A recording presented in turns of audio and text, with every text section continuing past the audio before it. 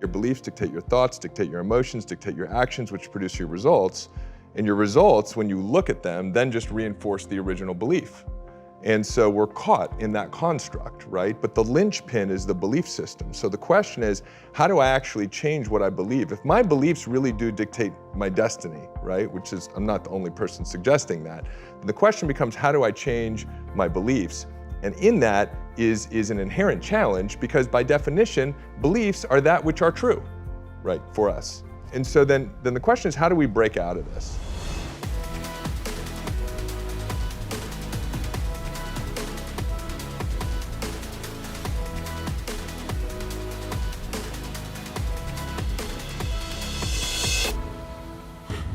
Hey everybody, I hope you enjoy this episode brought to you by our sponsors at Dashlane. Hey everyone, welcome to Impact Theory. Today's guest joins us as an author, speaker, and seven-figure entrepreneur who is widely recognized as an expert on mindset and business. But 10 years ago, he was addicted to drugs and alcohol and asking himself if this was really all life had to offer. After discovering firsthand that money cannot buy happiness, he embarked on a process of getting clean and not only diagnosing, but solving the cause of his suffering. Starting a 12-step program and stumbling upon a book on Buddhism in an airport bookstore made him realize that the root of his problem lay directly between his own ears. After spending years studying and coming to understand his own mind, and also working with a bevy of world-class teachers, coaches, mentors, and spiritual leaders from around the world, he has emerged with a system that he believes can help anyone get unstuck and achieve their full potential. And he's not the only one with faith in his methods. He's been featured on Business Week, Fox News, Bloomberg Radio, MSNBC, and the Los Angeles Times. And according to Inc., his program called The Powerful Living Experience is one of the top 3 must-attend personal development events for entrepreneurs. So please, help me in welcoming the man who has helped countless people transform their lives, the author of Mind Hack, David Bayer. What's up, brother? How you doing, man? So good, thank you. Absolutely, dude. Welcome to the show. Thanks for having me. Absolutely. So anybody that can go deep on the notion of getting unstuck is a friend of mine. So I want to start there. You've talked about how there are 3 areas of your life that you need to master, and how does that help us get unstuck? Yeah, so I mean, there's 3 areas of your life that, I think are important, right? One is really mastering your mind, right? Your thought process, and that's nothing new. The real question is, at one level, how do we become more self-aware of the thoughts that are driving all of our process? But more importantly, how do we change our thinking? How do we change the habitual patterns of thinking that we become addicted to? And so that then cascades into, our emotional responses that we have with life around us and our perceptions. So how do we reorient ourselves in a way that is congruent with the life that we actually want to create, or the business that we want to create, or the relationships that we want to create, or the health that we want to have? Because we tend to just continue to experience the same experiences over and over and over and over. And there's nothing fundamentally wrong with us in the fact that we live this sort of Bill Murray Groundhog Day type of existence, right? It's the way the technology and the operating system of the human being has been designed. But now we're entering this really interesting period where I think personal growth is evolving into the next level, where we're able to utilize the tech to really tap into higher levels of intelligence and become, what a lot of people refer to as superhuman. So what gets people stuck in the first place? There are a number of things that get people stuck. I mean, let's talk about beliefs for a second. What are beliefs? Beliefs are the meanings that we gave the experiences of our life, mostly before the age of 7, before a significant portion of the prefrontal cortex is fully formed. We gave meanings to the experiences of our life, or other people gave meanings to the experiences that we were having, right? I remember distinctly one time, I grew up in Orange County, California, and I don't know why in first grade they had us choose which mission we wanted to build along, we had Mission San Juan Capistrano. Interesting. So at a paper mache and clay, I'm building Mission San Juan Capistrano in my garage, and my dad walks in and he says, "Hey, let me show you a better way to do that." The meaning I gave that experience was I didn't know how to do it right. And just because of the way the technology works, what happens is that starts to shape the lens through which we experience the future experiences of our life. So the next time you have an experience, you're approaching that experience through the not knowing how to do it right. And because the brain is a goal-achieving machine, that's all we start to notice, right? Is what we're not doing right, and in really no recognition of what we're doing well. So we get caught in this psychocybernetic loop. And if you're not aware of it, there's really no way out of it, because in every new experience, you're just going to continue to focus on that which reinforces the belief systems that you established or the meaning that you gave the experiences early on, and you're going to ignore everything else. You become trapped, right? By your own thoughts. By your own thoughts, by your own belief systems. And now we're really understanding that those meanings aren't just some sort of like marshmallow fluff or kind of esoteric concept. They're actually wired into the neural networks of your brain. Like, we can't do that today, but in the future, I would imagine we'd be able to brain scan you and go, oh, those are the neural networks that light up when you feel like there's not enough time, or money's hard to make, or you're not good enough, or you're not as far along as you should be. And for years, I struggled in the current model of personal growth, because it's one of those things where, like, the current model lends to self-awareness. And when I'm speaking on stages, I say, how many of you are aware now of your limiting beliefs? And everybody raises their hands. I say, how many of you have done the events, you've done the programs, you've done the coaching, you've done the different protocols, you've done the modalities? And make no mistake, I'm not criticizing them, right? This is an evolution of our own ability to change ourselves. And everybody raises their hand, right? They've been in the work, but now they're acutely self-aware, and they have no idea what to do about the patterns of thinking that they're aware of that are causing the stress, anxiety, and overwhelm and holding them back. So that's where I was at one point. And if there was like a question or a quest I was on, it was, how do I go beyond self-awareness and actually begin to change the way I think? Yeah, that I think is super powerful. So I want to back up and sort of give people the bricks that you're laying down here so that this can all stack on itself. So basically, people get themselves stuck by the beliefs that they decide, and you've talked very powerfully about that. We'll need to go into that a little bit here. But so they decide to make a belief. Often those beliefs are made when they're young, which I'm super freaked out by how much our youth impacts us. I do not like that. That is a deep problem that I have with the universe. But we start forming these beliefs, and then we get in these loops. Literally, the whole notion of being stuck is that you've got these beliefs. They're hardwired into your brain. They become the easier thoughts to think. So your brain, when it goes into the default network, is just gonna go into these loops of negativity, beliefs. I'm not good enough. I'm not doing it the right way. Which allows you to build even more evidence for it. Right, gain more momentum, and so now you're headed down the wrong path. So now, how do we begin to unwind this stuff? So you say, all right, Personal Development 1.0 does an amazing job of getting people self-awareness, teaches them the tools and tactics to look inward, identify the emotions, all that stuff. How do you now get to the 2.0? What is Personal Development 2.0? How does it allow us to leverage that self-awareness to get to the phenom state? Yeah, that's the question, right?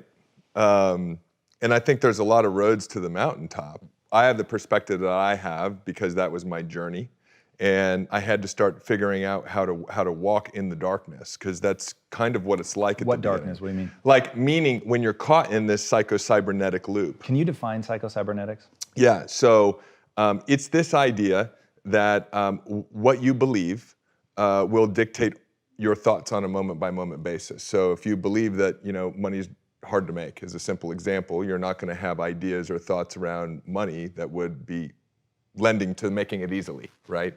And so what you believe dictates what you think. You can't get like an apple from an orange tree. And what you think you then experience is an emotion, right? And then that emotion then dictates what actions you do or do not take.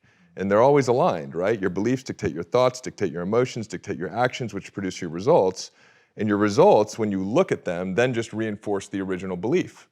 And so we're caught in that construct, right? But the linchpin is the belief system. So the question is, how do I actually change what I believe? If my beliefs really do dictate my destiny, right? Which is, I'm not the only person suggesting that. The question becomes, how do I change my beliefs? And in that is an inherent challenge, because by definition, beliefs are that which are true, right, for us. And so then the question is, how do we break out of this? My way of breaking out of it was at one point to understand, and I'll start to kind of walk you through the structure of it, to understand that there were only two states of emotional beingness that I could be in at any given point in time. I would either be in a powerful state of being, states like joy, curiosity, excitement, calm, peace, passion, or I would be in a primal state of being, boredom, anger, frustration, some form of fear. I'm always in one of those two states, and I'm never in two states at one time. Now, those map beautifully to the sympathetic nervous system and the parasympathetic nervous system, right? So at any moment, we're either in fight or flight or we're in rest and relaxation. Through my journey, what I realized was the only cause of that switch to be flipped was my own thinking. The meaning that I was giving the experience. The experience itself wasn't dictating whether I was in a primal state or a powerful state, whether I was in sympathetic fight or flight or parasympathetic rest and restoration or relaxation. It was the meaning I was giving the experience. And so that meant that all of my personal suffering was within my own control. I needed to start controlling the meaning I was giving the experiences of life. As we started doing this work early, I didn't see this initially in the work that I was doing with myself, but as we started building a team of coaches and as the coaches were coaching people, what we consistently saw was that the quality of the thinking that was causing people to move into a primal state, which was really the only problem. Because when you're in a powerful state, you're connected to creativity, to inspiration, to vitality, to energy. Health automatically operates. Everything that we want is in a powerful state of being. When you're in a primal state, you don't have access to any of that. So when entrepreneurs say to me, for example, what's the number one thing you would suggest to grow my business? I would say notice by moment what state of being you're in and use whatever tools or technologies you have access to move back into a powerful state. That's where things just unfold. And I'm not saying you don't have to take consistent action and work your ass off to create success, but you do it from a powerful state. It's very hard to do it from a primal state. And what we were seeing consistently was that the quality of thinking that was causing people to move into a primal state, when we really looked at it and worked with them around it, was that 100% of the time it was untrue. The only cause, the thing they were thinking was untrue. I'm not good enough. I'm not smart enough. I'm not good enough. I'm not smart enough. There's not enough time. Now we can start to talk about the larger metaphysical philosophy behind all of this, right? But I'll give you a prime example. I was working, personally coaching a 29-year-old Egyptian Muslim young man, super successful, had his first multi-million-dollar business at 19 years old, was running one of the largest companies in his category at 29 years old. And I'd been coaching him, and he was out one night in South Beach with a bunch of movers and shakers. And vice president of the sports team, number one DJ, fashion designers, whatever it was, he called me the next day and he said, listen, I moved into a primal state last night and I couldn't get out of it, so I need you to coach me on it. Because I know his vision for his life now, the most important thing for him is to operate from a powerful state of being. I said, okay, so what happened? He said, well, I was there and I noticed that I started having anxiety. So I know I moved into a primal state. I said, what'd you do next? He said, I took a look at the thinking that was causing it. I said, what did you find? He said, I was thinking that I don't belong here. I was like, okay, got it. So then what did you do? And what we teach a couple of things, but what we teach at the highest level of this work is that you're able to actually see the thinking that's not true as not true. And that's different than a lot of the other modalities I tried to use to evolve. You can change your state, you can reframe something, you can come up with a better story.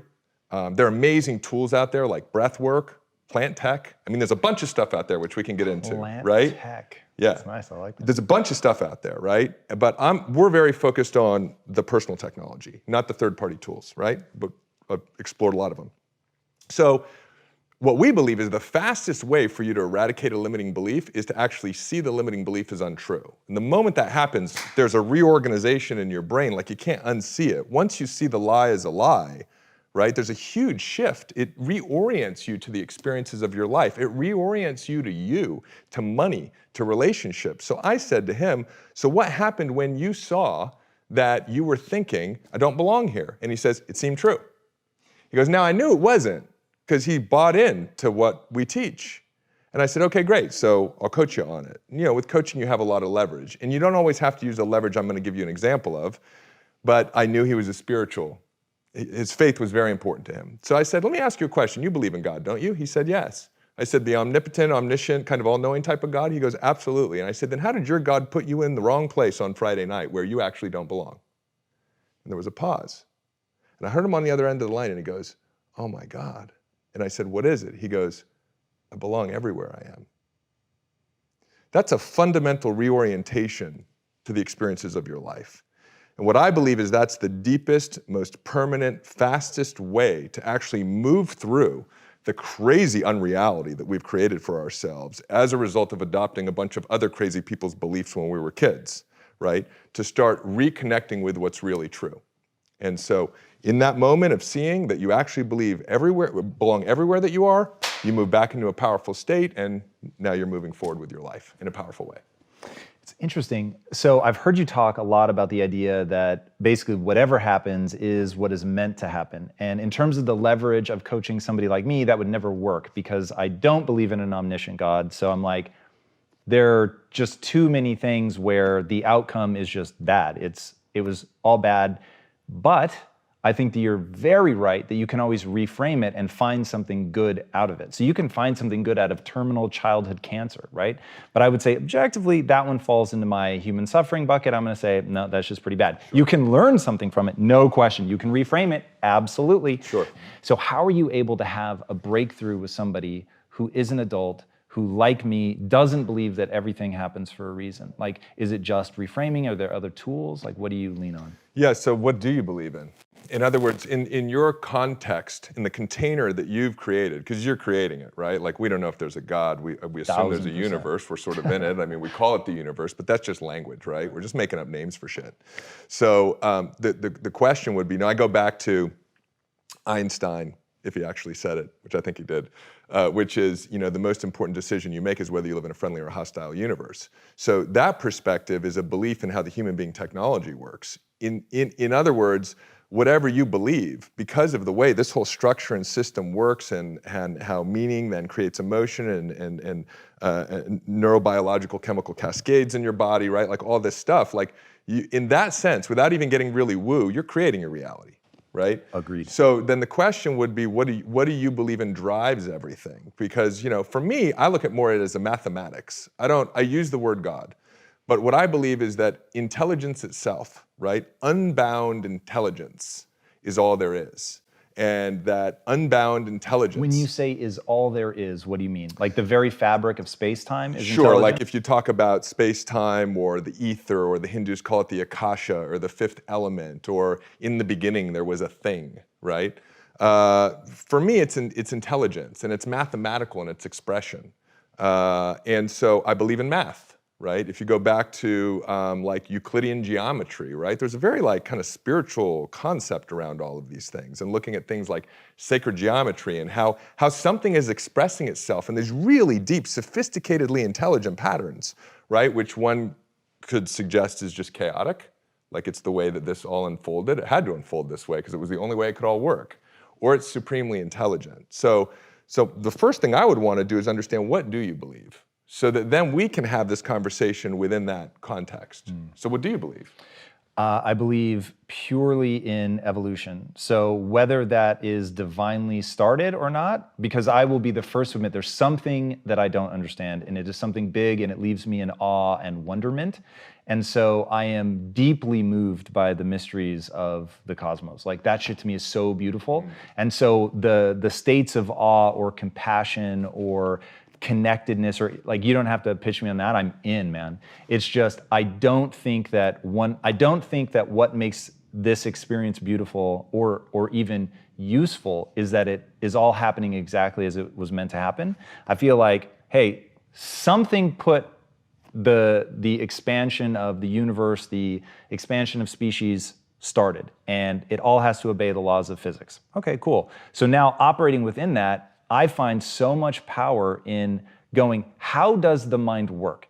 So what is it that I can grab hold of? What are the levers? What are the dials? I don't need them to be divinely inspired, and they certainly can be. Either way is fine by me. Like, I don't have a dog in that fight. Yeah. It is simply, I just need to know the truth. And so what I have experienced thus far tells me that people in some pretty beautiful ways grapple with spiritual concepts as a way to make sense of everything. Sure. So love it, respect it, don't have any beef with it. The concepts that have an equal amount of beauty for me come down to biological truth. And so once I understand the biological truth, and I can understand the way that synapses exist and work in the brain and the way connections are made, the way connections atrophy, so that I can make something atrophy sort of at will. I can make new connections at will by doing things, practicing something, repeating it. And so once I understand those levers, then I can start pulling. So a lot of the things you talk about, I feel like, yeah, that's super powerful. We agree on the thing without agreeing why the thing exists, if that makes sense. Yeah, absolutely. So that's sort of the framework with which I operate. Yeah, so we're going back to this question, right? That I think you're alluding to this idea where I believe that life is working in infinitely intelligent ways for our greatest growth, our greatest prosperity, our greatest evolution, that at any moment it's a moment of perfection, right? That it is supposed to happen. And so in that we can live with acceptance, we can live with surrender. We may not actually see it in the moment how it's working for us, but we can choose to trust that it is if we want to. Looking back, that last statement you made, I agree with, like, totally. You can decide to view this as something that is working for me, right? How the Tony Robbins question, I love this. How's the worst thing that ever happened to you actually the best thing? And that reframe, just asking a different question, changes everything. So I'm with you on that. It's a choice. Yeah, and I think it's important for us to, take a forensics approach to our own lives, to observe deeply to discover what we believe is true for ourselves. So far in my life, when I look back over every single experience that I thought was a tragic experience at the time, of course, because of cause and effect, it's been the same part of the journey of the things that I cherish most in my life. So we get to create those frames, right? And what I would suggest is those frames do become our reality. They do become our experience because of the way the technology works, right? I mean, at any moment in time, I read something recently, and the numbers always change, but they were talking about the part of the brain that pays attention, right? The reticular activating system. And something like 88% of what's going on in any given moment you're not paying attention to. Like, I'm not paying attention to your wrist right now. Right. It's still in my awareness, right? I should. It's a beautiful wrist.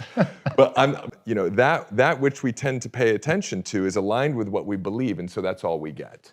So if you want, more happiness, if you want more wealth, if you want deeper relationships, if you want to have more joy, you want to have more fun, you want to achieve your full potential and really make an impact in the world, then what's really important is to get clear on what that could look like for you and to make sure that what you believe is congruent with that outcome. Because if what you believe is not congruent with that outcome, just neurophysiologically, you're working against yourself, right?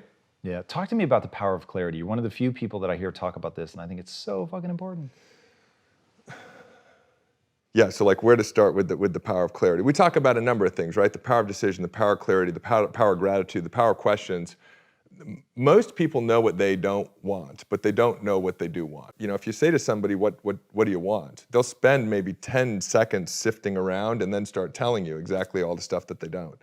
And so it's important to have clarity on what you want to create, to have clarity on the type of partner you want to have in your life, to have clarity on the things that you want to learn. Because I believe that clarity is intimately connected to imagination. So as we're getting clear on something, we're beginning to see what that thing is, right? That we're getting more clarity on. And we now know, there was a study done in 2009 at Harvard where they brought in piano players to play the piano, and they studied what parts of their brains lit up, and then they just had them imagine playing the piano and the same parts of the brains lit up. And there's a study after study after study that shows that the brain doesn't know the difference between imagination and reality. So as you're getting clear around something, you're actually building neural networks as if that image or that experience had already occurred. I mean, this is really powerful because so often people don't know how to achieve something. And because they don't know how, they don't spend a lot of time getting additional clarity. They don't spend time imagining what the future would look like with that thing or being that thing or creating that thing, because they get stuck on the how. And what I would suggest is that if you're willing to invest time in getting clearer around something or imagining, you build neural networks that represent the memory of an experience that has not happened yet. That's fucking powerful. I mean, we're talking about next level mental technology, because if you had experienced the thing already, would you know how to do it? So what I would suggest is that it's that change in the neural networks of your brain that you can achieve through clarity, which is part of this kind of imagination category. I mean, Dispenza talks about it with meditation and visualization. Other great teachers talk about it in this way. You're able to start building neural networks of experience that have not happened yet that I believe then give you access to the thoughts, the ideas, the perceptions, and if you want to talk about like creating the synchronicities that actually close the gap between that future and the present moment. All right, say that in like a real basic bitch way. Like give it to people in like fucking grounded. Don't let not knowing how prevent you from spending time getting additional clarity or imagining, because that's actually what's required to happen in order for you to know how. Yeah, that I like. Your whole notion of getting, don't let the indecision, right, be born out of the fact that you're not sure how this is all going to play out, right? So I thought that was so powerful. Like to start moving, and in the moving, in getting the clarity, some of it will come to you. In moving forward, some more of it's going to come to you. We talk about fog, right? It's like people get stuck because they're not clear. So, but getting more clarity, people get paralyzed by not knowing some kind of never attainable omniscience around the topic. And so they stop, right? They move into indecision, they move into some form of procrastination. And the way you get more clarity is the same way you drive in fog. You've got 10 feet of clarity. The way you get 10 feet more is to move forward 10 feet, right? You're never gonna know, right? We're all looking for this sort of, I heard one of your guests recently talk about how fear is wanting to have a predictable outcome around an experience that you've never had before, right? And that's what we're all looking for, but that's not the way that it works. You get as clear as you can, then you take action, and more clarity unfolds for you. How do you help people unwind the fears around that? Is it all attacking the beliefs, like what are you really worried about? I'm worried I'm not good enough, that kind of thing? Yeah, for us, it's really looking at what is the thinking that's causing the emotional response, which is fear, and knowing that what's actually happening, and again, this is just what we're suggesting, what's actually happening is you've activated neural networks that represent a dissonant concept, and your nervous system is experiencing that dissonance as fear. Your nervous system is telling you it's not true. It's not true that you're not good enough. It's not true that you need to get it all done. It's not true that you're going to end up living under the bridge. It's not true. Any of those things aren't true. Walk me through the journey to discovering all of this stuff. So we're 10 years ago, we're in addiction, but you rock it. I mean, look, I only know the sort of external side of your story, so I wasn't there, so I'm sure it wasn't as easy as one would believe, seeing how far out of that you've come. But like, what were some key points on that journey? Like a few moments that felt like, whoa, this is like a lightning rod moment. Were there those, or was it just sort of a gradual stacking of mild insights? What did that process look like, and how did you keep yourself going? So I was in the depths of my addiction. Like, I remember about 3 weeks before I realized I had a problem, which is amazing to see that I had these experiences and didn't realize I had a problem until 3 weeks later. It was the last time I was ever gonna buy pot. Bought it from my pot dealer, smoked it on my back porch, still had a bag left after rolling a joint, filled the bag up with water so that I wouldn't smoke it, took it to Whole Foods and dumped it in the garbage can. And 3 hours later was back at Whole Foods pulling it out of the garbage can and drying it out on my back porch, right? Okay. That's addiction. It's addiction. And so, in the beginning, it was just about trying to figure out how to untether myself from these addictive patterns of behavior, and I started working that 12-step program. And about 3 or 4 weeks after I started working a 12-step program, I go to the airport. You have those like book moments, like a book decides it's developing a relationship with you, and like I go over, I grab this book off the shelf, and it said Awakening the Buddha Within. On the back of the book, it had the 4 Noble Truths of Buddhism. It said life is full of suffering, the suffering will happen to you. There's a way out of the suffering, and the way out of the suffering is the Eightfold Path of Virtue. And I don't know what the Eightfold Path of Virtue is. I'm like, but it's more efficient than 12 steps. They only have 8. So I read this book, and I'm like, wow, the things Bill W. was talking about in 12 steps are very similar to what Buddha was talking about. And then an employee left a book on my desk called Kingdom Principles by Miles Monroe, and I was like, Christ is saying the same thing. Then I went to Barnes & Noble, and I kid you not, on the second floor of the Barnes & Noble, I walk over to a section that I didn't know existed called Self-Help, and Think and Grow Rich was sitting on the floor. And I just happened to pick it up, read the back of the book, bought the book. So my journey began, right? And it was a gradual progression. It was picking up these individual distinctions. It was realizing that we're always in sympathetic or parasympathetic. It was realizing that my emotional responses were being dictated by my thoughts, not by the actual experiences. It was starting to become more self-aware through the work that we did. I mean, Carol and I went to India 3 times, did really deep, intensive work there. What does that mean? When you go to India, we're in an ashram? Yeah, we were at an ashram, more like a university. It was like a 5-star ashram. And so are we taking classes? Yeah, Are we taking meditating all day? classes, What does doing that look breath like? work, meditation. Some of the breath work we did there was really, really, really deep. And it allows you to like get into the parasympathetic. Like, what are the being wholly unfamiliar with this kind of training? Oh, you've never done breath work? I have, but like through Sam Harris or So listen, this is because I'm aware of when I get into Tom's uncomfortable world at this point now. So like my you know I don't know what I can give you my theory about what happens with the breath work 100%. that we did. Yep. But you know I experienced what it was like to be a turtle. I had a conversation with Krishna. Are we about- talking like true like in- DMT induced kind of things? Yes, but just breath, right? I'm assuming this is in meditation. Yeah. How long breath, did it take it's in you? breath. Okay.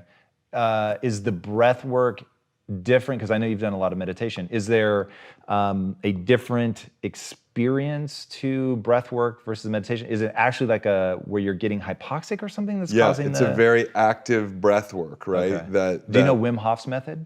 I've done Wim Hof's method. Is it yeah. something intense like that where you're Yes, really but for an breathing? extended period of time. Okay. And at that point, what I think happens is we begin to detach from the mind.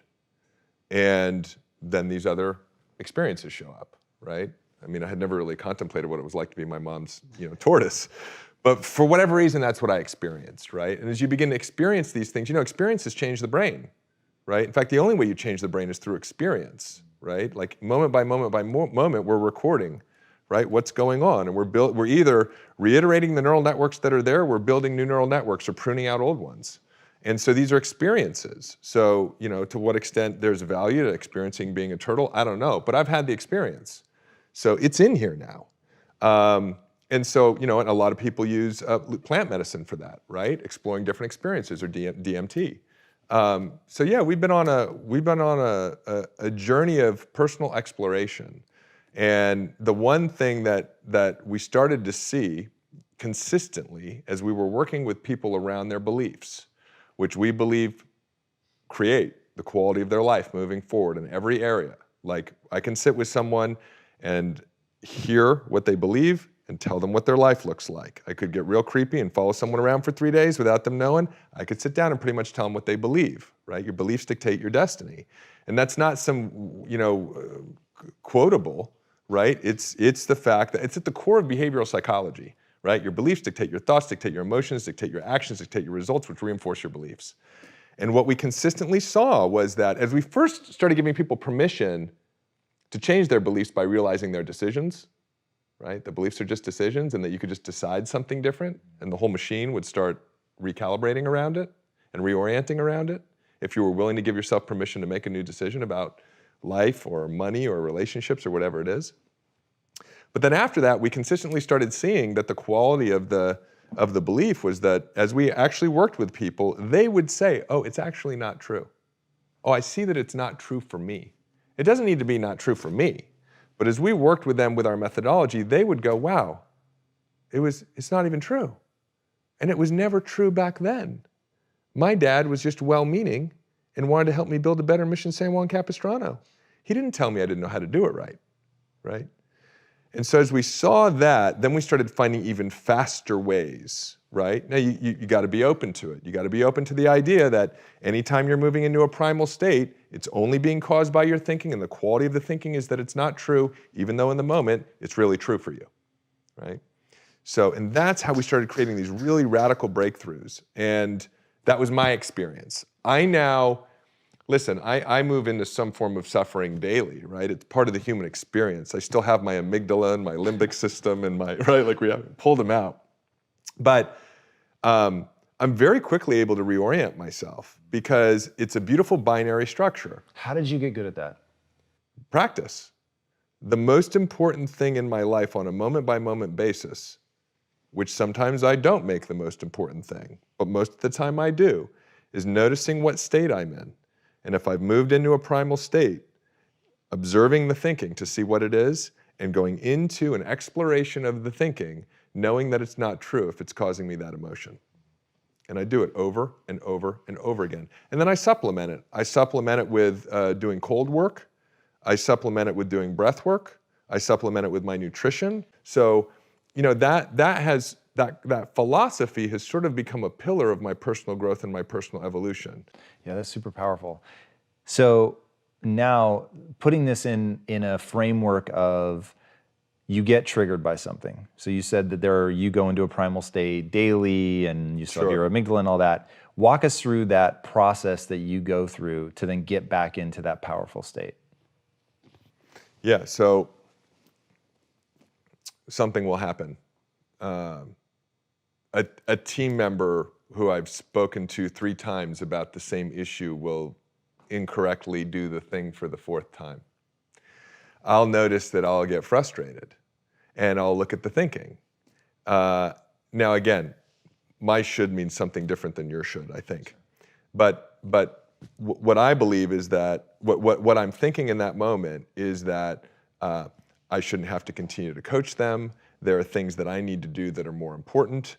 The fact that they can't get this thing done properly is going to be a huge disruption, and I'll start going down a rabbit trail around it, right? And I'll notice that I'm doing that, and I'll go, okay, got it. So if that whole category of thinking is making me feel stressed or anxious or overwhelmed, I know those things aren't true. It doesn't threaten the organization.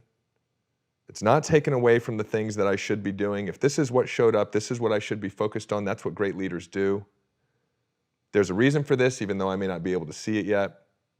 How can I be an even better leader for this person? What is it about the first 3 times that I explain this thing to them that is not clicking for them?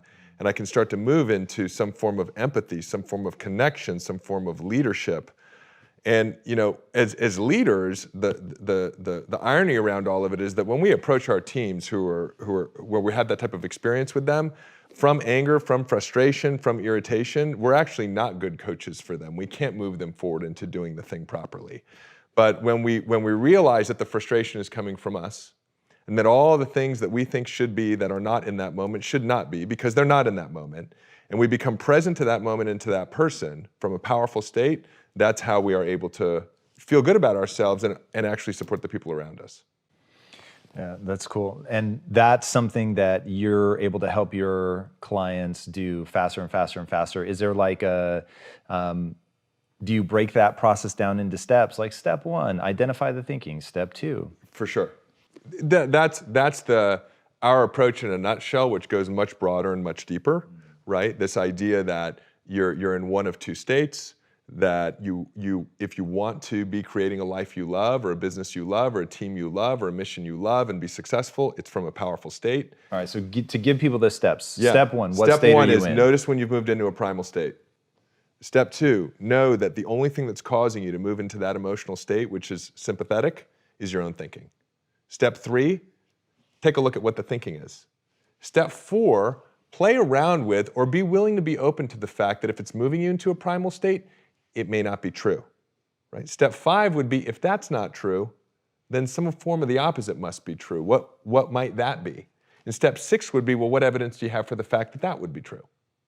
What happens over time is the brain starts to even get acclimated to this process. So like I don't go through the 6-step process every time, right? I notice I have an emotional reaction and I reorient myself fairly quickly. And like I said, I'm a human being, so I get hooked on things that are triggers, for me all the time. I just don't get hooked as frequently, and I don't spend as much time in the hook. No, man, that's super powerful. Yeah. Where can people learn more about you? Well, people can go to our website at davidbayer.com. We've got our Mind Hack ebook there, which they can download for free. And we've got a ton of other information, videos, information about our powerful living experience, for people who really want to go deeper into their personal growth. And not just become self-aware, but go beyond self-awareness and really learn how to change their thinking. No, I love that, man. Yeah. What's the impact that you want to have on the world? We see a world where the biggest problems are being solved. And in our language, that's restoring intelligence to humanity, really helping humanity evolve to the next evolution of who they are, which is an evolution of the nervous system. It's an evolution of intelligence. And so that's our goal. My experience was suffering, so we want to help people end their suffering and then go beyond that to have a powerful living experience. I love that, man. Yeah. Guys, if you're looking for somebody that can really articulate the steps of how to make change, this is your man. It's pretty incredible. The stuff that he gives away for free is already extraordinary, and then people really vouch hard for the events and stuff that he does. So if that is something that you want to do in your life, get unstuck, man. Dive into his world. You will not regret it. All right, if you haven't already, be sure to subscribe. And until next time, my friends, be legendary. Take care. David, my man, thank you so much, dude. Yeah, thank you. Everyone, I hope you guys enjoyed that episode sponsored by our friends at Dashlane. Dashlane is a digital security tool that solves a big problem I'm sure you've noticed. We've all got way too many passwords. The average adult has 130 passwords. No one can remember that many, but it is dangerous to use the same password for two different accounts, so thankfully, we have Dashlane. Dashlane remembers and autofills all your login info, can generate complex, strong passwords, and works across all your devices. And what's really great is even if Dashlane is hacked, your information is still secure because everything is locally encrypted on your device, not on Dashlane's servers. So not even Dashlane has the keys to your info, only you do. Dashlane is the perfect tool to keep your digital identity safe. It comes with a built-in VPN and even alert you if your information is leaked on the dark web. So go to dashlane.com/impact for a free 30-day trial of Dashlane Premium, or use the promo code IMPACT to get 10% off an annual subscription. Again, that's Dashlane, dashlane.com/impact. Guys, check it out today. It is so important to keep your information safe. Being hacked is no fun, so check out Dashlane today. All right, guys, enjoy and be legendary. Take care. Can anyone become a great entrepreneur? Yes. But Do they have what it takes? Are they willing to do whatever it takes? A lot of people give up.